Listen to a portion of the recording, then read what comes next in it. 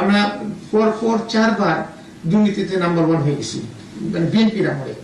আরেকটা জিনিস ছিল যে দুর্নীতি, উনিকে আমরা বলেছি, আমি অ্যাটলিস্ট বলেছি, ম্যাডাম আপনি আমাদেরকে কিন্তু যে ইস্যুতে আমরা পাওয়ারে আসছি, ল অ্যান্ড অর্ডার আল্লাহর রহমতে ভালো আসছে, কিন্তু এখন ইস্যু হয়ে গেছে দুর্নীতি।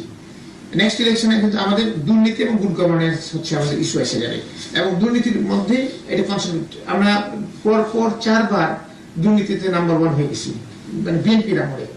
এই জিনিসটাকে এবং আপনি তারা কেস করবে, এবং বিভিন্ন দুর্নীতিবাজ মন্ত্রীদের কথা পত্রপত্রিকা হরামেশে উঠতেছে।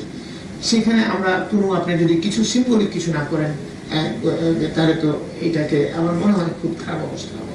কিন্তু ম্যাডাম এখানে কোনো স্টেপই নেয়নি, এবং না নেওয়ার কারণে যে দুর্নীতি, আমি মনে করি we have crossed all limit of দুর্নীতি, মানে অতীতের সকল সরকারের লিমিটগুলোকে ক্রস করেছে।